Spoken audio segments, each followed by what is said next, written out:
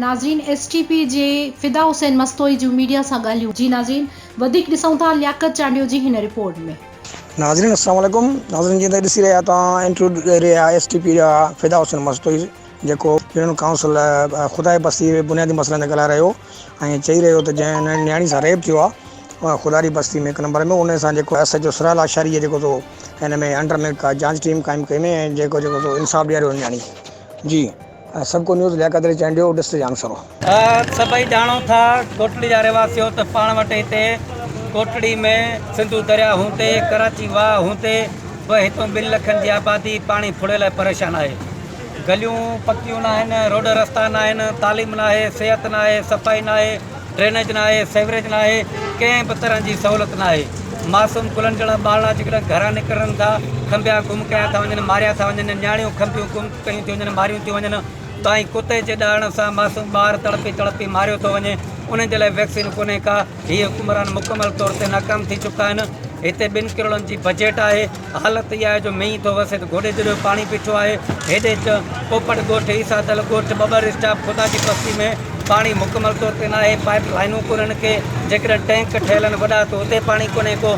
उन जे लाइ असीं आला अख़्तियारनि खां घुर था करियूं त हितां जे माण्हुनि सां इंसाफ़ कयो वञे, आदर कयो वञे, उन्हनि खे जेका बुनियादी सहूलियतूं ॾिनियूं आहिनि, पाणी ॾिनो वञे। वोट जे बदिले असांखे नौकरियूं न खपनि पर बुनियादी सहूलियतूं खपनि। इन करे घुर था करियूं तवाम खे जीअण ॾिनो वञे, उन्हनि खे पाणी ॾिनो वञे, बुनियादी सहूलियतूं। सिंध ज़िंदाबाद, इनकलाब ज़िंदाबाद, STP ज़िंदाबाद। फिदा हुसैन मस्तोई साहब छा था इन बारे में पहिरियां DCO के AC के या कंहिं अमलदार के कोई एप्लीकेशन वग़ैरह लीगली तौर ते मेमोरेंडम पेश कयो हो, याददाश्तनामो पेश कयो हो, एहतजाज कयो हो। एहतजाज में STP जा अॻवान ऐं मुख्तियार चन्नो ॿिया दोस्त साथी हुया, अब्दुल सत्तार लोअर वारा।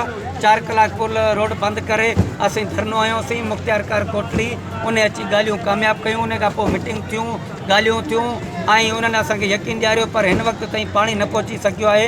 इहे मुलाक़ातूं याददाश्तनामा असीं सालनि खां ॾींदा पिया अचूं पर अमल न पियो थिए।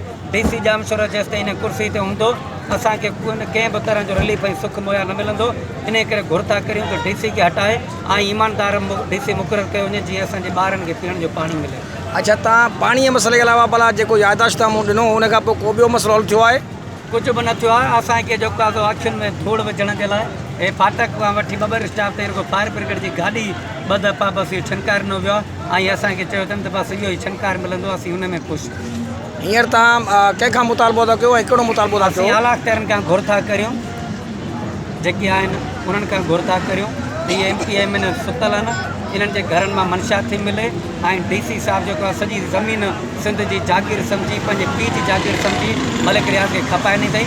असीं आला अख़्तियारनि खां, रियासती इदारनि खां, इंटेलिजेंस खां, IMI खां, FI खां, ISI खां, CI ॿियनि अमलदारनि खां असीं आला अख़्तियारनि खां, सरकारी क़ुवतनि खां अपील था करियूं, घुर था करियूं हितां जी आवाम खे सुख ॾिनो वञे, पाणी ॾिनो वञे।